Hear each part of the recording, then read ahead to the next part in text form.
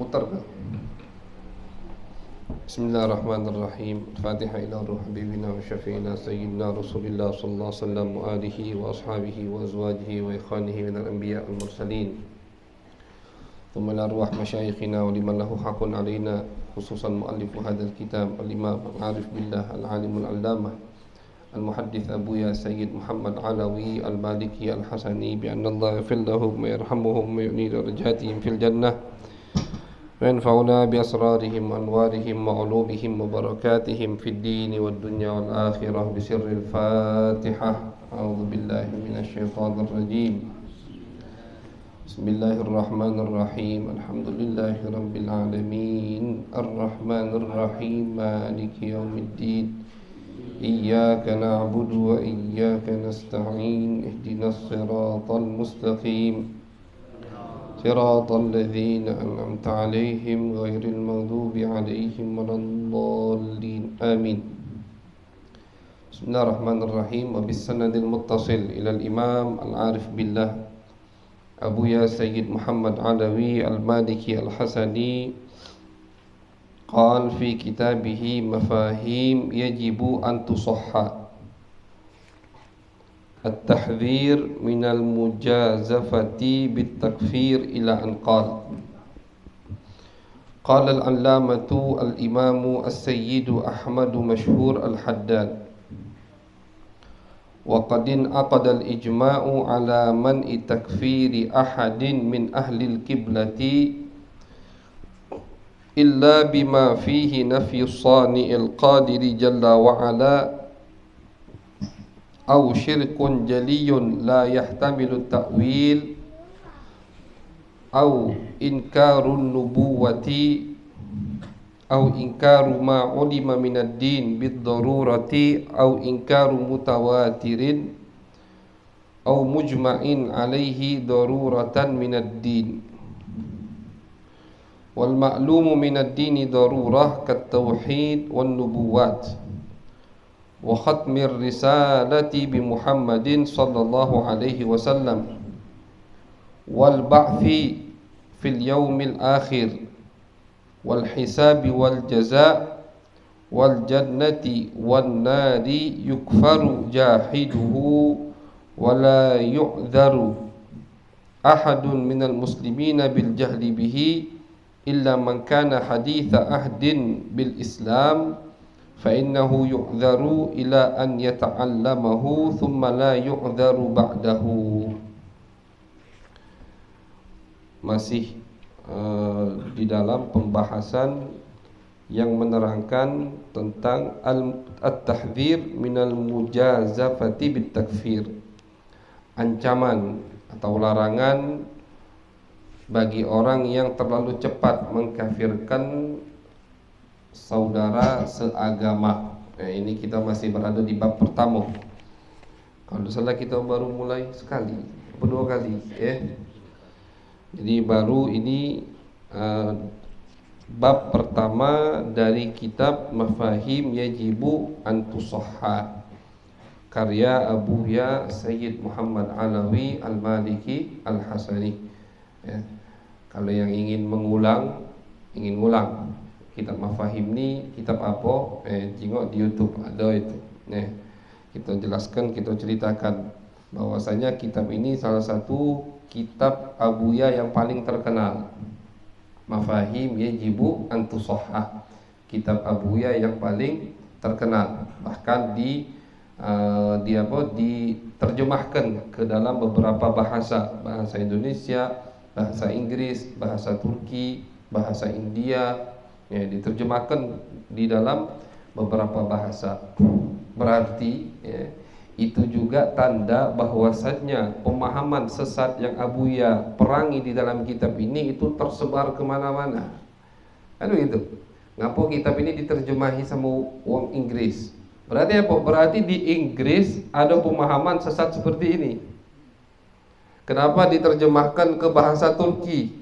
Berarti mereka butuh dengan kitab ini karena di tempat mereka sana sudah ada pemahaman sesat yang Abuya bahas. Di Indonesia jelas banyak kita lihat pemahaman sesat yang diperangi dengan dalil, dengan akal sehat, dengan adab akhlak baik dari Abuya Sayyid Muhammad Alawi Al-Maliki Al-Hasani. Jadi mereka itu ngerasa butuh dengan kitab ini.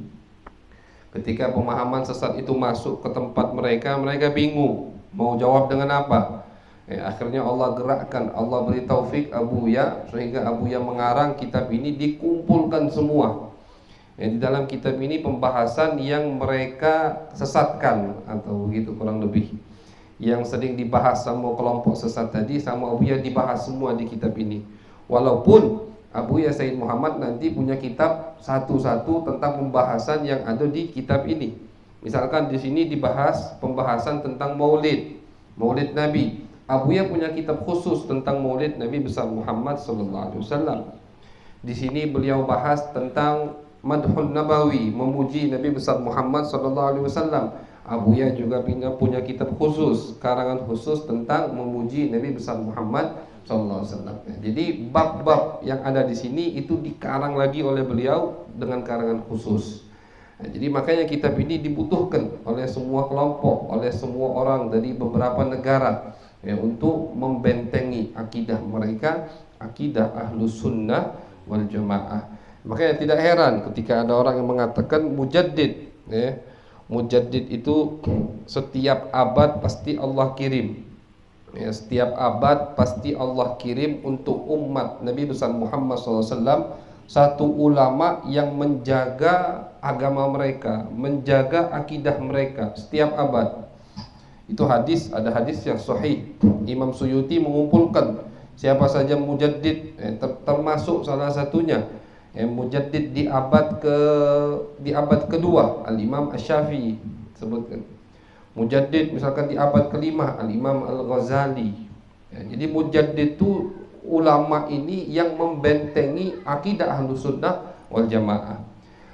Ulama banyak mengatakan untuk abad, berarti abad berapa gitu? 1400, abad 14, atau abad 15.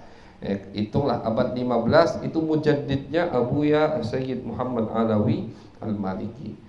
Mujaddid itu harus bukan hanya punya pondok pesantren, bukan. Mujaddid ini levelnya sudah menjaga akidah Ahlus Sunnah wal Jamaah. Kalau bukan karena beliau, banyak umat yang sesat, banyak umat yang tidak paham tentang akidah yang lurus, akidah yang diwariskan oleh Nabi besar Muhammad sallallahu alaihi wasallam. Salah satu buktinya kitab ini. Kitab ini dibutuhkan di mana-mana. Itu bukti beliau adalah mujaddid. Qala al-allamah, kita sudah sampai di pembahasan Abuya Sayyid Ahmad menukil perkataan al-Imam al-Allamah Sayyid Ahmad Masyhur Al-Haddad. Ini ulama terkenal di zamannya, satu tingkatan dengan Al-Habib Abdul Qadir bin Ahmad As-Segaf, Jeddah. Beliau juga tinggal Jeddah, Habib Ahmad Masyhur Al-Haddad ini, dan dikuburkan di Mekah Al-Ma'lah, tempat makbarah Sayyidah Khadijah radhiyallahu taala anha. Beliau berkata, wa qadin aqadal ijma', telah sepakat ulama. Sepakat ijma'. Ijma' itu maksudnya ulama semuanya sepakat, tidak ada yang berselisih pendapat dalam pembahasan ini. Apa?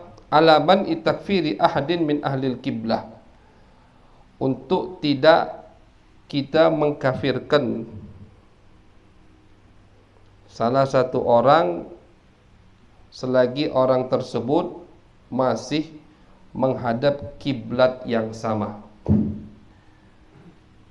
Jadi apapun perbuatannya, tapi kalau masih sholat dan ngadep kiblat Ka'bah, sudah tidak boleh kita ngafirkan dia. Itu kata Al-Habib Ahmad Masyhur Al-Haddad, dan beliau menukilkan pendapat ulama yang sudah disepakati oleh semuanya. Tidak boleh mengkafirkan orang yang masih menghadap kiblat. Illa bima fihi nafyus sani'il qadiri jalla wa ala, kecuali kalau orang tersebut melakukan perbuatan yang menafikan adanya Allah Subhanahu wa taala. Maksudnya isyrak billah. Dia melakukan perbuatan yang jelas tidak iman, mengadakan Tuhan selain Allah Subhanahu wa taala. Misalkan dia masih sholat ngadep kiblat, tapi berkeyakinan ada Tuhan selain Allah. Nah, ini jelas kafir, murtad walaupun ngadep kiblat. Syirkun jali itu au syirkun jaliyun la yahtamilu ta'wil, kemusyrikan yang sangat jelas yang tidak bisa ditakwilkan lagi.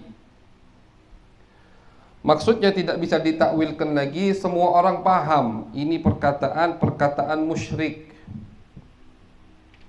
Misalkan kita lihat orang sujud di depan orang lain, itu belum tentu musyrik. Tanya dulu, ngapa kau tadi sujud di depan wong ini misalkan.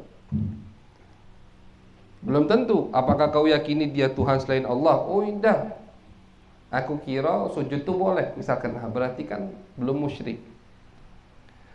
Jadi kemusyrikan yang sangat jelas itulah yang membolehkan kita mengkafirkan orang lain. Masuk gereja misalkan, belum pasti dia musyrik masuk gereja. Tak boleh, oh dia ni murtad. Apa? Aku jenguk dia masuk gereja. Karena masuk gereja tidak mengeluarkan orang dari agama Islam, walaupun dia ke tempat ibadah tadi. Nah, jadi kalau ada kemusyrikan yang jelas baru itu boleh dimurtadkan orang tersebut. Misalkan depan dia buat berhala lagi, zaman dulu, walaupun itu tak katik lagi sekarang. Dia buat berhala depan dia. Dia sujud sembah berhala tadi. Nah, itu jelas. Atau kita melihat dia beribadah seperti orang Nasrani, bukan hanya pakai kalung salib. Ada orang ngalungi salib, oh murtad dia, belum tentu. Oh keren baik, aku kira tak apa-apa pakai kalung salib gitu. Jadi makanya pembahasan ini sensitif sekali. Jadi jangan cepat mulut kita memurtadkan orang lain, tak boleh. Au ingkarun nubuwah, atau dia mengingkari kenabian. Tak percaya ada Nabi Muhammad sallallahu alaihi wasallam, atau tidak percaya ada utusan Allah. Jelas. Au ingkar ma ulima minad din bid darurah, atau dia mengingkari hal-hal yang sudah harus diketahui untuk setiap orang muslim. Ada beberapa hal nanti bakal dijelaskan sama Abu ya di paragraf berikutnya. Ada beberapa hal yang tidak boleh orang muslim tidak tahu. Hal itu adalah sesuatu yang wajib misalkan. Tak boleh. Jadi setiap orang muslim harus tahu itu hal yang wajib. Itu wajib diimani, itu wajib dilakukan misalkan. Dia ingkari, itu baru bisa musyrik, nanti bakal dijelaskan. Au ingkar mutawatir, atau dia mengingkari sesuatu hadis atau kabar yang mutawatir. Mutawatir itu juga bakal dijelaskan di paragraf berikutnya. Walaupun kemarin di malam Sabtu baru kita bahas apa itu mutawatir, tapi nanti bakal dibahas lagi sama Abu ya. Au mujma' alaihi darurah minad din. Wal maklum minad din darurah, apa yang harus maklum itu harus diketahui. Darurah wajib setiap orang mengetahui hal tersebut, setiap orang muslim. Yang pertama, tauhid, iman kepada Allah, mengesahkan Allah Subhanahu wa taala, tidak menduakan Allah. Ini dari A sampai Z, golongan muslim wajib tahu. Wajib tahu. Bagaimana dia bisa mengatakan dia muslim kalau dia tidak tahu di agama Islam Tuhan itu satu. Itu. Wan nubuwat. Nah, jadi kalau dia mengingkari Tuhan itu tidak satu, udah murtad itu. Wan nubuwat, adanya utusan Allah Subhanahu wa taala. Itu juga harus diketahui. Tak boleh kita tak tahu. Ada orang muslim tak tahu ada nabi, ada utusan Allah. Berarti itu orang itu orang nanti bakal dihukum sama Allah Subhanahu wa taala. Wa khatmir risalah bi Muhammadin sallallahu alaihi wasallam, dan Nabi Muhammad SAW adalah utusan Allah yang terakhir. Itu juga harus wajib diketahui oleh setiap orang muslim. Jadi kalau ada muslim yang masih berkeyakinan ada nabi setelah Nabi Muhammad sallallahu alaihi wasallam, itu agamanya bermasalah.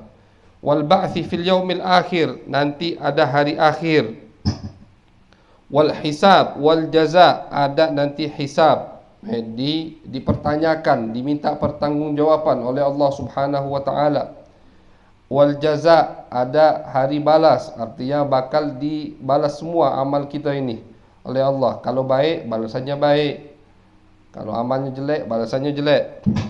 Wal jannati wan nar, dan surga neraka. Yukfaru jahiduhu, ini yang mengingkari yang barusan kita sebut itu kafir. Ada orang tak percaya ada neraka, ada surga, murtad. Wala yu'dharu ahadun minal muslimin bil jahli bihi, tidak dikasih keringanan oleh syariat setiap orang muslim beralasan aku tidak tahu. Itu wajib diketahui, itu kata alasan. Kata alasan. Kecuali illa man kana haditha ahdin bil Islam, kecuali orang yang baru niat masuk Islam. Baru dikasih keringanan, artinya diterima alasan ketika dia mengatakan aku tidak tahu itu wajib diyakini, atau aku tidak tahu ada neraka ada surga, itu baru diterima oleh syariat Islam.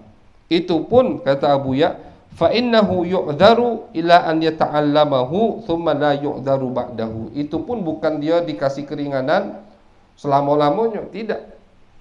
Orang baru masuk Islam, jadi ketika orang baru masuk Islam itu selain wajib pertama kali mengucapkan 2 kalimat syahadat, itu habis itu harus kita ajari al-ma'lum minad dini darurah, sesuatu yang wajib diketahui oleh seorang muslim, harus dikasih tahu. Dia udah yakin Allah itu satu, diajari sifat-sifat Allah. Ya, Allah itu qadim, tidak ada awalnya. Allah itu baqa, tidak ada akhirnya. Allah itu mukhalafah lil hawadith, tidak sama dengan makhluk. Wahdaniyah, satu Allah itu.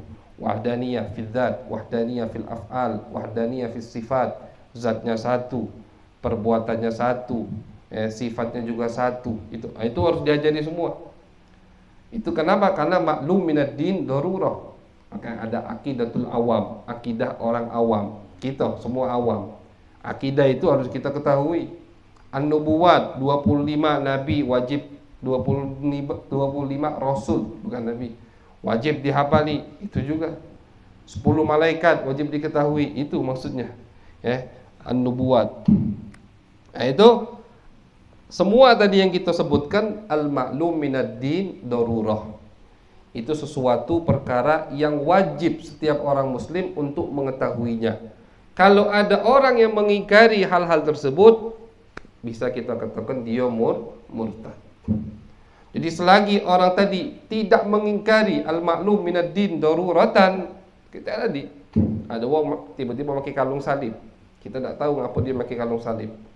Dia tidak terang-terangan ngomong Allah itu ada dua, Allah ada Tuhan Bapa, Tuhan Anak, Tuhan Ibu, tidak, cuma pakai salib. Walaupun jelas itu haram hukumnya, cuma mungkin tidak tahu, jadi tidak langsung murtad. Tapi kalau tadi ini dia mengatakan tidak percaya dengan hari akhir, itu murtad semua.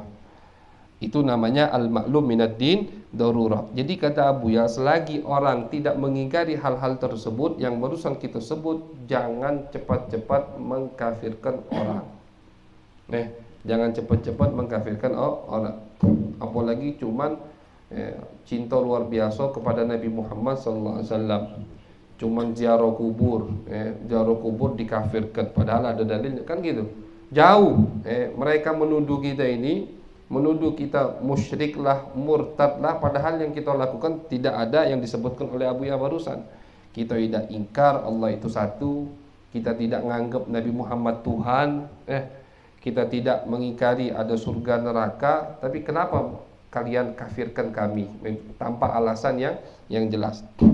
Wal mutawatir, juga orang bisa keluar dari agama kalau mengingkari sesuatu yang mutawatir. Apa itu mutawatir? Al mutawatir al khabar alladhi yarwihi jam'un yu'manu tawatu'uhum 'alal kadhib an jam'in mithlihim. Mutawatir ini pembahasan sanad hadis. Mutawatir itu kabar yang diriwayatkan setiap generasinya oleh orang banyak. Dari sahabat yang meriwayatkan wong banyaknya ini tanpa ada batasan, 3 ke atas. Artinya bisa 4, bisa 5, bisa 10, dan di setiap generasi harus begitu. Dari sahabat yang meriwayatkan jam'un. Jam'un itu definisinya kalau dalam bahasa Arab orang lebih dari 3, itu jam'un. Jam'un dari sahabat yang meriwayatkan 5 orang misalkan, atau 10. Kemudian di generasi berikutnya tabi'in juga 10. Generasi berikutnya juga 10. Itu namanya kabar mutawatir. Itu namanya kabar mutawatir. Nah, sekiranya setiap generasi yang meriwayatkan tadi menimbulkan rasa yakin dalam diri kita, tidak mungkin mereka ini sepakat berbohong. Misalkan semajlis ini metu cerita ke wong pinggir jalan. Oh tadi di majlis apa? Cerita apa? Oh tadi di majlis kami bakar buhur. Semajlis cerita. Kira-kira wong di pinggir jalan yang dengar tadi ragu apa tidak? Tak ragu. Banyak yang ceritakan, banyak yang nyampaikan. Ya. Atau kita lagi duduk di sini, datang rame-rame wong rombongan, belari ngapo? Ada buaya. Di pinggir sungai. Banyak yang ini, ya apa yang nyampaikan kita, percaya kita. Itu namanya kabar mutawatir. Tapi harus menimbulkan rasa kita percaya tidak mungkin mereka ini sepakat berbohong, atau tidak mungkin mereka kebetulan salah melihat semuanya. Tak mungkin. Lagi duduk di sini kita, budak kecil 10 kok datang. Oh kami jengok buaya di pinggir jalan. Budak kecil kalau tapi tak percaya gitu. Walaupun 10 budak kecil datang orang lanang sikap besar, tidak salah jingok mereka. Kita percaya sama sikap tadi. Jadi bukan jumlah yang jadi patokan, bukan jumlah berapanya dari kabar mutawatir, tapi dari banyaknya yang meriwayatkan harus menimbulkan rasa yakin dalam diri kita. Artinya dalam diri ulama-ulama dulu ini, ulama hadis yang menerima sanad, bahwasanya tidak mungkin mereka ini semuanya sepakat berbohong. Dan tidak mungkin mereka ini kebetulan semuanya salah melihat atau salah mendengar. Tak mungkin 50 wong nyeritakan tentang cerita tadi sepakat salah nyingok kalau tidak mungkin kan itu. Itu namanya kabar atau hadis al-mutawatir. Imma min haitsul isnad, kata beliau, kalau dari segi sanad hadis maksudnya ke hadis, seperti hadis contohnya man kadzaba alayya muta'ammidan falyatabawwa maq'adahu minan nar. Kata Nabi Muhammad, orang yang sengaja bohong, mendustakan ucapanku, menisbatkan sesuatu yang tidak aku katakan atau tidak aku lakukan, falyatabawwa, maka silahkan pilih maq'adahu, tempat duduknya di api neraka. Pilihlah tempat duduknya, artinya masuk neraka, kata Nabi Muhammad sallallahu alaihi wasallam. Itu dari segi hadisnya contoh. Wa imma min haitsu tabaqah, atau dari segi sanad kalau tadi. Ada yang dari segi, kata Buya, ini dibahas sedikit sama Buya, agak meluas beliau bahas ini tentang mutawatir. Bukan dari segi sanad, artinya bukan sanad yang dilihat di sini.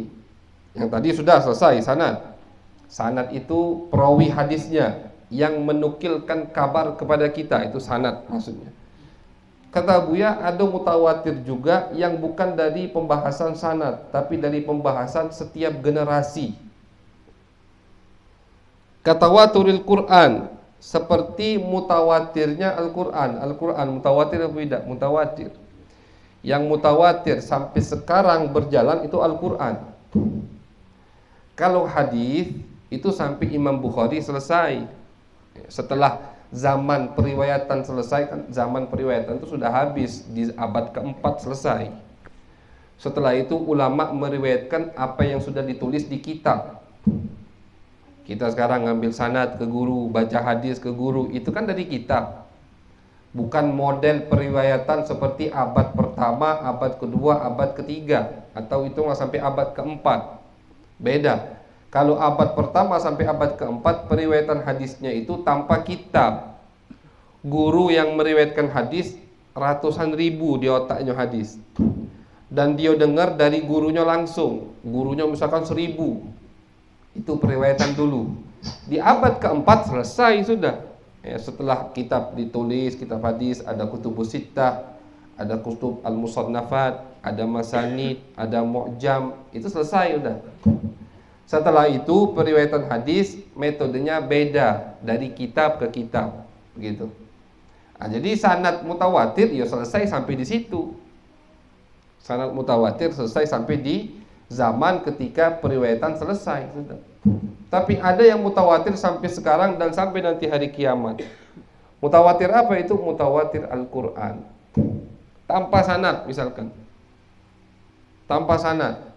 Di pemulutan berapa banyak yang baca Al-Quran dan mengajari anaknya Al-Quran dan ngajari lagi cucunya Al-Quran. Terus ini kita dapat dari mana? Dari bapak kita. Bapak kita dari bapaknya Al-Quran. Nah, ini mutawatir.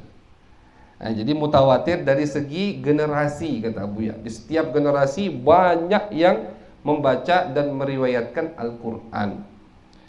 Fa innahu tawatara 'alal basitati, karena sesungguhnya Al-Quran itu sudah mutawatir 'alal basitah, untuk dari orang awam.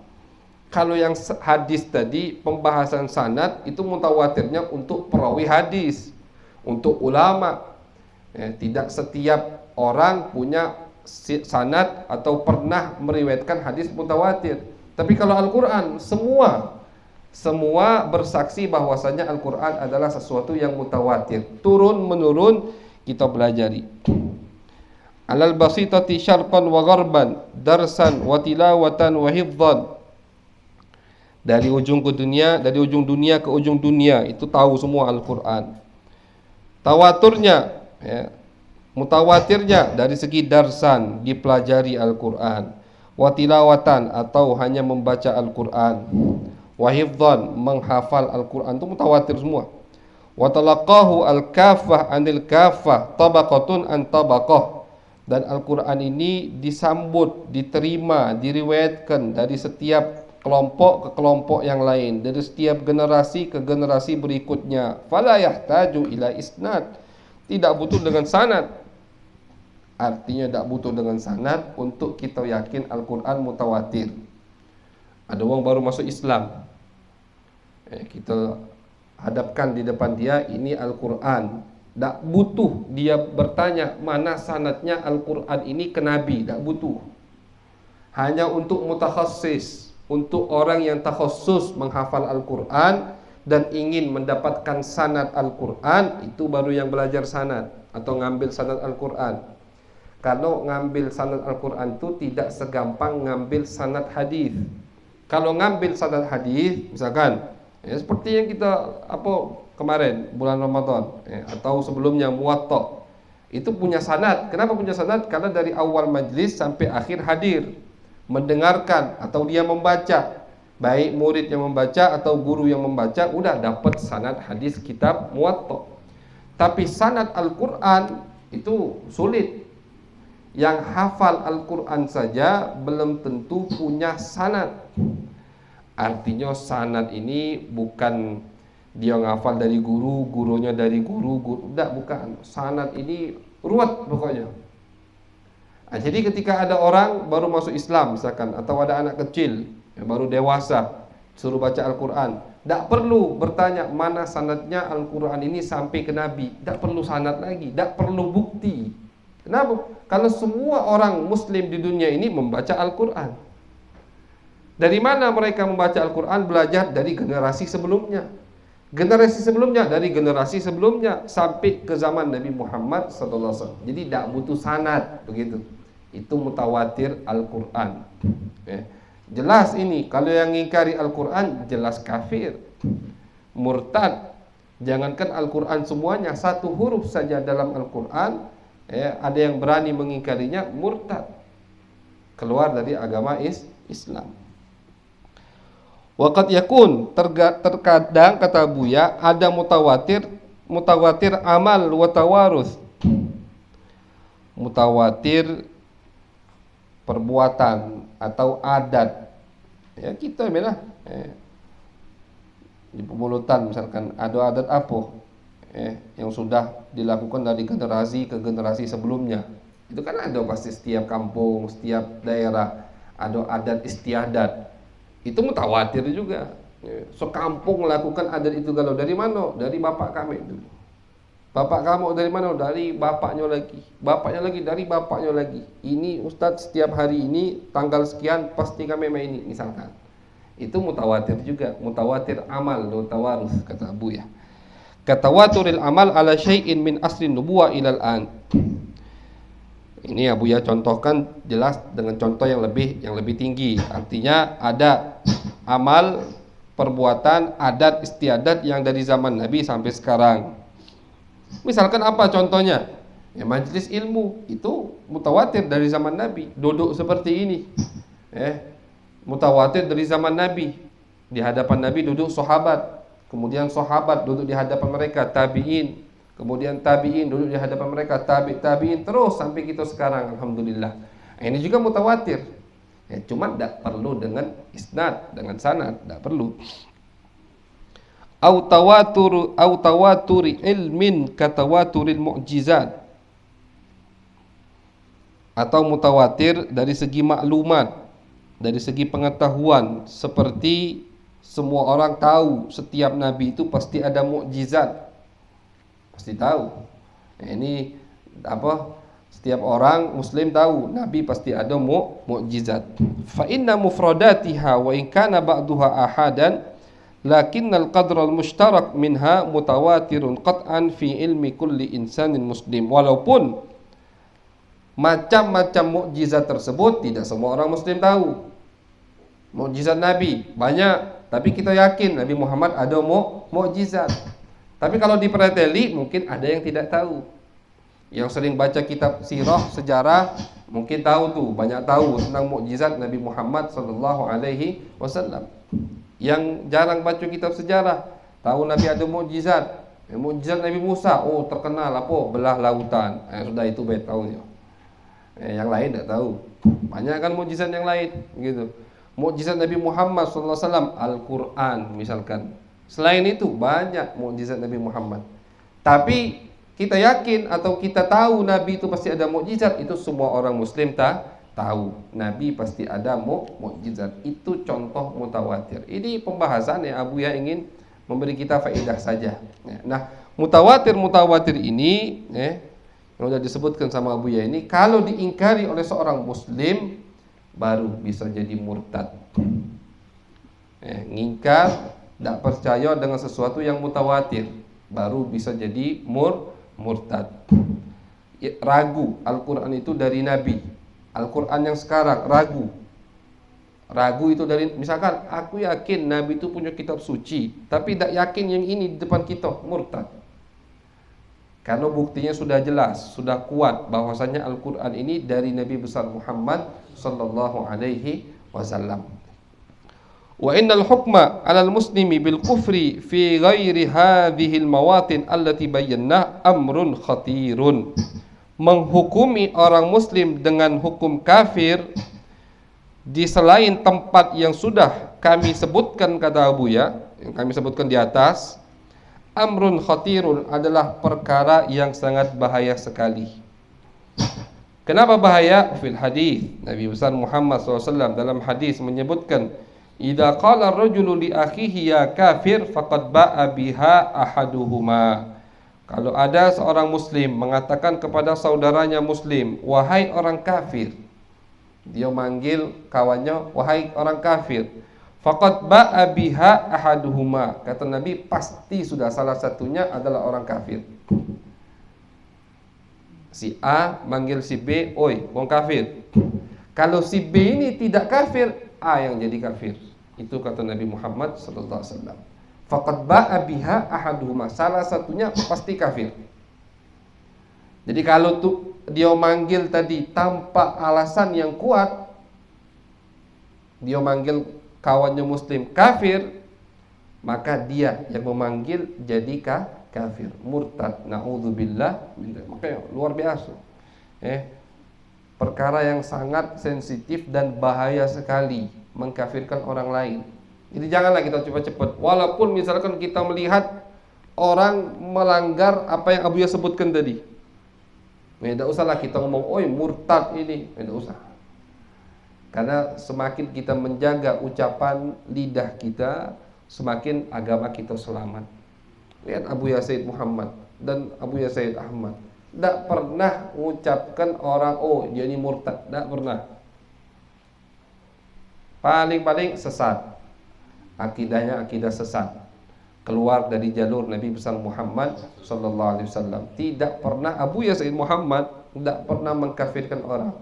Luar biasanya kitab beliau ini, setebal ini dan masih banyak karangan yang lain, tidak pernah mengkafirkan orang lain di kitab ini.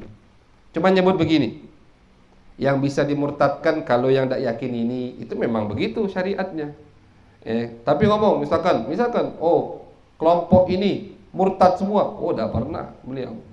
Beliau jaga lidah beliau. Karena itulah adab akhlak Nabi besar Muhammad sallallahu alaihi wasallam.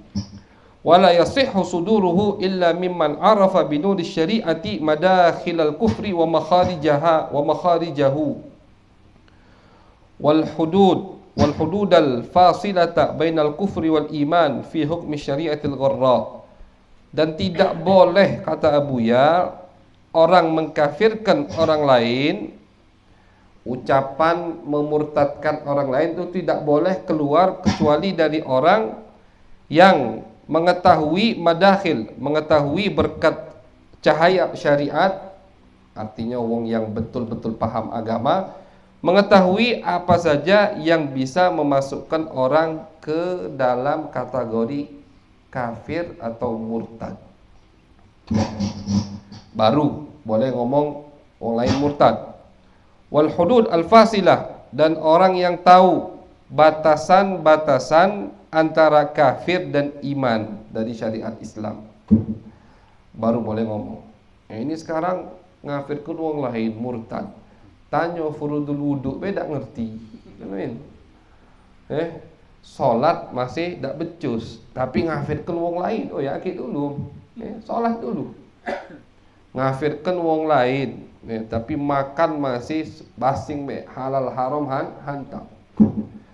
Ngafirkan wong lain, tapi kalau disuap paling cepat, begitu, menerima uang suapan, itu tak usah dulu nak ngafirkan wong, hati kau benari dulu, begitu. Tidak sembarangan. Al-Imam Al-Ghazali sampai ngarang satu kitab untuk kapan, sampai kapan atau sampai mana orang itu bisa murtad, dan kita yang melihatnya kapan boleh mengatakan dia itu murtad. Dikasih batasan dan syarat-syarat oleh Al-Imam Al-Ghazali. Walaupun kita melihat orang sujud ke batu misalkan, kata Imam Ghazali, tidak boleh langsung kalian katakan dia murtad. Panggil dulu, ajak diskusi dulu, tabayun dulu. Ngapa kau sujud ke situ? Mungkin beda tahu, mungkin beda macam-macam, banyak alasannya begitu. Jadi tidak boleh sembarangan. Fala yajuzu li ayyi insanin ar-raqdu fi hadzal maidan wa takfir bil awham wa dhann duna tathabbutin wa yaqin wa ilmin rasikhin matin. Maka tidak boleh, kata Abuya, setiap manusia ar-raqdu, berlomba-lomba, terlalu cepat, kata Abuya, untuk mengkafirkan orang lain hanya dengan awham, madhan, dengan buruk sangka. Dia tidak yakin ini perbuatan yang murtad, tapi karena buruk sangka, su'udzan, wong ke kuburan, wong ke kuburan itu pasti menduakan Allah Subhanahu wa taala, musyrik itu. Wong yang salam ke Nabi, ziarah ke Nabi Muhammad sallallahu alaihi wasallam, salam, nyium dinding yang di belakangnya ada kuburan Nabi, itu kan nyium dinding, apa salahnya? Itu. Oh jangan, ini musyrik. Nah, itu kan hanya su'udzan berarti. Itu kata Buya tidak boleh. Wa illa ikhtalata sailuha bil abtah. Kalau dia masih orang yang tidak paham agama 100%, tak ngerti syariat tapi cepat mengkafirkan orang, maka pasti akan salah tempat. Walam yabqa muslimun ala wajhil ardi illal qalil. Akhirnya di muka bumi ini muslimnya sedikit cuman. Ngapa? Kafir galo, murtad galo. Nauzubillah min dzalik. Kan begitu. Pernah terjadi ini. Jangan dikira ini omongan Abuya, tidak ada kejadiannya. Terjadi kan. Kelompok yang mengkafirkan di Indonesia terkenal. Ya. Allah alam ada tidak. Walaupun markasnya bukan di Indonesia. Yang dibom masjid itu kan, yang dibom masjid, yang dibunuh ulama, yang ditawan muslimah, yang dijadikan tawanan muslimah. Oh, ini ghanimah, rampasan perang. Itu orang yang bodoh, tidak pernah baca sejarah. Sayyidina Ali saja itu ketika berperang dengan pemberontak yang tidak mau baiat Sayyidina Ali, itu lain hukumnya kalau perang dengan wong kafir itu lain. Itu Sayyidina Ali mengatakan, awas, tidak ada rampasan perang. Kenapa? Kalau yang kita perangi muslim, tidak ada tawanan, tidak ada budak laki-laki, budak perempuan, tak ganti. Karena yang ditawan muslim, muslimah. Yang berlari, kata Sayyidina Ali, jangan dikejar, sudah, biarlah. Mereka pemberontak, harus diperangi pemberontak. Faqatilul lati tabghi hatta tafi'a ila amrillah, kan begitu di Al-Qur'an. Perangi kelompok yang berontak, wahai khalifah yang betul, khalifah sah, pemimpin muslim yang sah, sampai mereka kembali ke hukum Allah. Diperangi sama Sayyidina Ali. Cuman hukumnya beda. Lain tidak. Sudah kata khalifah yang sah, khalifahnya ngarang-ngarang, pemimpinnya dikarang-karang. Yang diperangi muslim, jelas-jelas lagi sholat di masjid, dibom. Ada syekh, jelas-jelas lagi ngajar syariat Nabi, pewaris Nabi, jelas ini syekh, dibom, gurunya dibom. Yang ditawan muslim, yang dijadikan budak hamba sahaya muslimah. Na'udzubillah min dzalik. Itu. Jadi di dunia ini tidak ada orang muslim kecuali dia berarti. Kelompok itu yang muslim, yang lainnya murtad gal. Dan itu memang yang mereka yakini. Jangan kita kira mereka ini disuap duit, tidak. Itu yang mereka yakini. Memang di dunia ini tidak ada muslim. Kenapa? Karena ini pondasi akidah seperti ini tidak mereka pahami. Sejarah Nabi besar Muhammad dan sejarah Khulafa Ar-Rasyidun tidak pernah mereka baca. Makanya mereka bisa berkeyakinan semua orang di dunia ini musyrik. Makanya kenapa Abuya selalu bahas ini, di pembahasan ini Abuya bahas, jangan cepat ngafirkan orang lain. Di tempat lain, bab lain nanti Abuya bahas lagi, jangan cepat ngafirkan orang lain.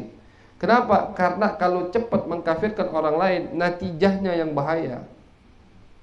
Ada si A nganggap si B murtad, bukan muslim. Orang murtad itu orang kafir, darahnya halal. Akhirnya semua darah halal.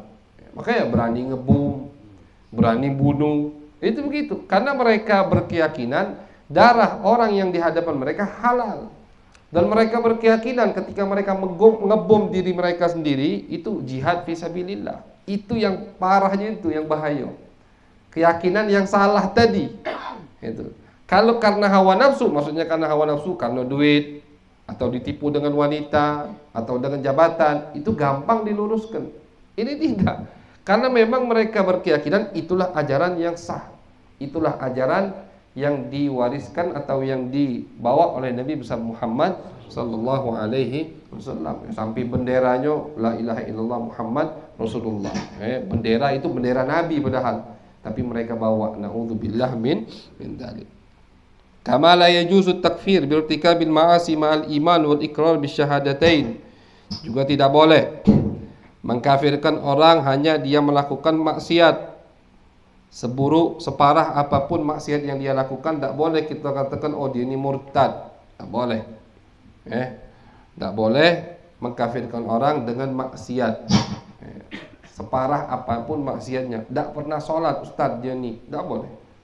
Tak pernah sholat, tiap malam mabuk ustaz, galak main betina ustaz, tetap tidak murtad.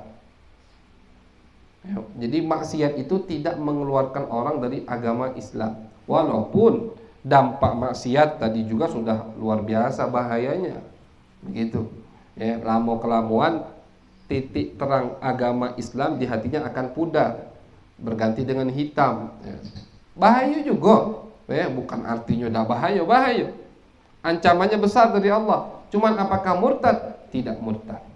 Walaupun maksiatnya luar biasa, top nomor 1 istilahnya. Di zaman sekarang dia paling banyak maksiat, tapi dia tidak mengingkari adanya Allah dan tidak mengingkari Nabi Muhammad SAW Muslim, tetap Muslim. Dan ada urusannya sama kita. Urusan dia sama Allah Subhanahu wa ta'ala. In alaika illal balagh. Kadang kelompok pemahaman sesat tadi, mereka itu menganggap hidayat itu ada di tangan mereka. Jadi wong tuh harus melok dia kalau. Salah kalau dakwah begitu. Kalau ada dai ilallah, ada ustadz yang punya keyakinan orang harus semua ikut apa kata dia, pegel hatinya. Setiap dia nasihat, dia majlis, dia ngomong harus melok kalau. Tidak baca.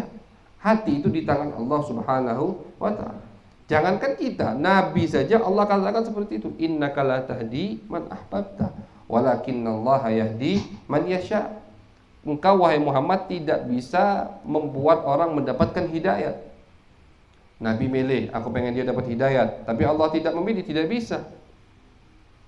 Paham ya? Tidak bisa.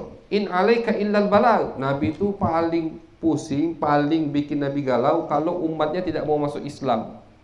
Nabi di Mekah itu sering sedih. Kenapa? Kenapa umatku tidak banyak yang masuk Islam? Mekah. Apa kata Allah? In alaika illal balagh. Tugas kamu wahai Muhammad hanya menyampaikan. Sudah. Selesai. Nyampaikan doa. Selesai. Kalau prinsip ini kita pegang, tenang hidup kita. Tenang hidup kita. Di pendidikan, yayasan, pondok pesantren, ngapalah budak tidak benar-benar. Sudah. Yang penting peraturan sudah diterapkan, hukuman sudah dikasih hukuman. Masih anak ini tidak mau benar, ya sudah. Itu berarti bukan urusan kita lagi. Hatinya bukan kita yang megang, tapi Allah Subhanahu wa ta'ala. Jadi salah kalau kita berprinsip setiap orang harus ikut kita. Apa yang aku katakan harus melok kalau sepemulutan, mimpi namanya mimpi. Ini tidak boleh begitu. Jadi ketika ada orang melanggar perintah Allah, maksiat, tidak bisa dikatakan dia murtad kecuali tadi hal-hal yang sudah ditetapkan oleh Abuya di pembahasan pertama kali. Wa fil hadis an Anas radhiyallahu an, hadis diriwayatkan sahabat Anas bin Malik, qala sallallahu alaihi wasallam, Nabi Muhammad bersabda, thalathun min aslil iman, 3 dari pondasi iman, kata Nabi. Yang pertama, al-kaffu amman qala la ilaha illallah, menjaga lidahnya untuk mencaci atau memurtadkan, menjaga al-kaf. Nabi kaf ini menjaga, tapi Nabi tidak sebutkan apa yang dijaga. Artinya yang dijaga lidahnya, tangannya, jangan ganggu orang muslim. Amman qala la ilaha illallah, jaga lidah, jaga tangan dari orang yang mengatakan la ilaha illallah. Wala nukaffiruhu bidzambin, kita tidak mengkafirkannya dengan perbuatan dosa. Ini hadis dari Nabi.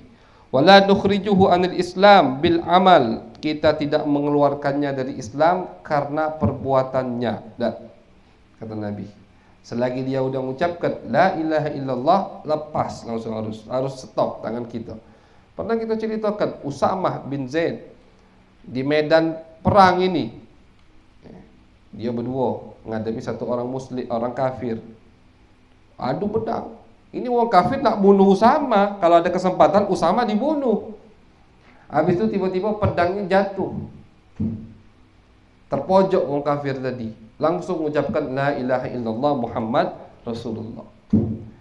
Sahabat satunya langsung pedangnya tidak jadi dituja, istilahnya orang yang mengucapkan tadi. Usama, karena menurut Usama dia mengucapkan 2 kalimat syahadat tadi biar tidak dibunuh, tetap dibunuh sama Usama. Akhirnya cerita ini sampai kepada Nabi Muhammad SAW. Nabi Muhammad marah. Usama dimarahi habis-habisan sama Nabi. Sampai-sampai Usama ketakutan dan mengatakan, coba saja aku belum lahir pada saat ini. Saking marahnya Nabi Muhammad SAW. Apa kata Nabi? Wahai Usama, bagaimana nanti di hari kiamat ketika kalimat la ilaha illallah menghujatmu? Nak jawab apa kata Nabi? Ya Rasulullah, jelaskan. Usama sedikit menyebutkan atau menjelaskan situasinya. Ya Rasulullah, dia itu mengucapkan la ilaha illallah udah di ujung pedang ana ya Rasulullah. Pedangannya udah di lehernya mengucapkan la ilaha illallah. Kalau dari zahirnya ini kan jelas munafik begitu kan. Ditebas terus sama Usama. Kata Nabi, kau bisa belatinya sehingga kau tahu dia mengucapkannya ikhlas atau karena takut dari pedangmu. Tidak bisa. Artinya kata Nabi, kita menghukumi yang zahir, al-batin ala Allah. Urusan batin itu urusan Allah Subhanahu wa ta'ala. Hatinya mau gimana itu urusan Allah. Yang penting zahir. Itu kata Nabi. Nah ini juga cerita ini tidak mereka pahami nih. Kelompok-kelompok yang sesat itu. Jadi cerodian ngurusi hati wong, itu bukan urusan kau.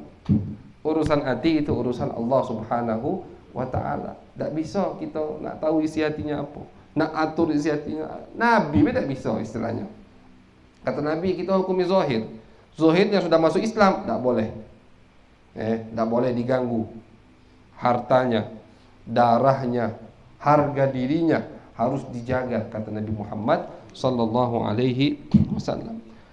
Kemudian tadi kata Nabi 3 dari pondasi iman. Yang pertama tadi menjaga lidah dan tangan dari orang yang mengucapkan 2 kalimat syahadat.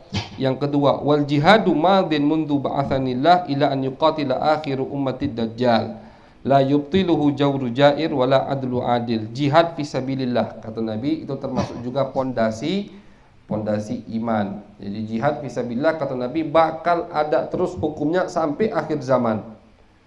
Nah, jadi cuman terkadang di beberapa generasi tidak bisa kita terapkan jihad seperti di zaman Nabi Muhammad SAW. Kalau jihad juga ada syarat-syaratnya. Tidak boleh tiba-tiba kata Ustaz tidak boleh ngebom tempat muslim, tapi tempat kafir boleh, ngebomlah dia dirinya. Tidak boleh. Tidak boleh sembarangan. Jihad itu harus di bawah bendera khalifah, imam muslim yang sah. Itu syarat jihad pertama kali. Jihad angkat pedang maksudnya. Tapi kalau jihad melawan hawa nafsu, jihad melawan kemungkaran, jihad untuk membersihkan hati kita, meluruskan akhlak kita, itu ada terus. Tidak perlu nunggu imam yang sah. Jadi jihad, kata Nabi, fisabilillah, itu ada sampai nanti akhir umatku akan memerangi Dajjal, kata Nabi. Wal imanu bil aqdar. Dan yang ketiga daripada pondasi iman adalah iman kepada qadar Allah Subhanahu wa ta'ala. Itu pondasi iman. Wa kana Imamul Haramain yaqul, Imam Haramain Al-Juwaini, luar biasa ini, terkenal Imam Haramain.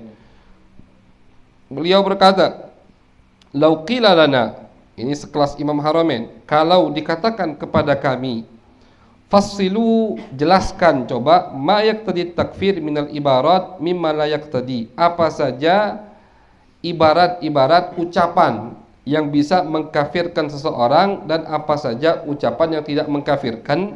Laqulna, kami akan menjawab, hadza tama'un fi ghairi matma'. Ini kata beliau sesuatu yang tidak bisa digapai. Ini Imam Haramain. Jadi kata Imam Haramain, kalau ada yang minta ke aku, wahai Imam Haramain, coba jelaskan ibarat ucapan yang bisa mengkafirkan dan yang tidak bisa mengkafirkan. Aku menjawab, nyerah, dah baca. Itu sekelas Imam Haramain yang punya karangan puluhan. Beliau itu punya karangan, salah satu karangan kitab fikihnya, apa judulnya lupa, Al-Faqih, 10 jilid atau 15 jilid. Baru sikok itu. Belum yang lain. Karangan Imam Al-Haramain. Imam Al-Haramain. Sekelas Imam Haramain ngomong tidak bisa menjelaskan semua apa saja ucapan yang bisa mengkafirkan dan apa saja ucapan yang tidak bisa mengkafirkan. Sekelas Imam Haramain. Bagaimana kalau yang belum hafal Safina bisa mengkafirkan wong lain? Safina lagi dah hafal, Aqidatul Awam dah hafal. Baca Qur'annya masih belum lancar, tapi cepet niat. Yang hafal cuman sikok 2-3 hadis. tapi cepat mengkafirkan wong lain. Naudzubillah min dzalik. Makanya itu wong yang cepat mengkafirkan wong lain buta sejarah, tidak tahu dengan sejarah Nabi, tidak tahu dengan sejarah sahabat dan ulama pewaris hakikat Nabi besar Muhammad sallallahu alaihi wasallam. Fa inna hadza ba'idul madrak wa'rul maslak. Kata beliau, ini tempat yang sangat jauh, artinya aku tidak bakal sampai ke tempat itu. Wa'rul maslak, jalannya juga rawan, banyak jebakan, tidak bagus jalannya, artinya susah untuk sampai ke tempat. Maksudnya apa? Maksudnya bisa menjelaskan, mempreteli semua ucapan yang bisa mengkafirkan dan yang tidak bisa mengkafirkan susah, kata Imam Haramain. Yustamaddu min usulit tauhid, harus diambil dari pondasi ilmu tauhid. Wa man lam yuhit ilman bi nihayatil haqa'iq lam yatahassal min dalailit takfir ala watha'iq. Orang yang tidak bisa paham, yang belum paham agama 100%, itu tidak bisa memahami atau menguasai semua ucapan yang bisa mengkafirkan dan yang tidak bisa mengkafir. Artinya Imam Haramain mengatakan itu sesuatu yang mustahil. Sudahlah, tidak usahlah ngurusi masalah takfir, mengkafirkan orang lain. Lidzalik, oleh karena itu, kata beliau, lidzalika nahdharu kullat tahdhir minal mujazafati bit takfir. Kita harus hati-hati, sekali lagi harus hati-hati untuk cepat-cepat mengkafirkan orang lain. Jadi misalkan Ustaz, ada wong misalkan ada orang Ustaz misalkan mencaci sahabat Nabi, mencaci Abu Bakar, Umar, mencaci Siti Aisyah, murtad apa tidak? Misalkan kelompok, jawaban ulama itu jangan diarahkan omongan kita kepada kelompok tersebut. Kita cukup menjelaskan, misalkan yang tidak iman, tidak yakin sahabat Sayyidina Abu Bakar adalah sahabat, itu keyakinan yang bisa memurtadkan. Jangan ngomong, oh iya dia murtad, jangan, itu. Ada yang cerita ke kita, Ustaz, ada orang pakai salib, cak mana itu Ustaz hukumnya, misalkan. Atau jangan pakai salib, jelas hukuman yang ada orang makan babi Ustaz. Apa hukumnya itu Ustaz? Makan babi haram. Tapi kalau mengatakan babi halal, hukumnya murtad karena di Al-Qur'an, kan? Dia ngomong babi itu halal Ustaz. Apa hukumnya? Jangan ngomong oh iya dia murtad. Jangan ditujukan omongan kita kepada individu atau orang tertentu. Ucapkan yang menghalalkan sesuatu yang diharamkan Al-Qur'an itu murtad. Perbuatan yang mengeluarkan kita dari agama. Begitu. Jadi yang tidak percaya Sayyidina Abu Bakar adalah sahabat Nabi, karena Sayyidina Abu Bakar sahabatnya itu di Al-Qur'an disebutkan, itu bisa murtad.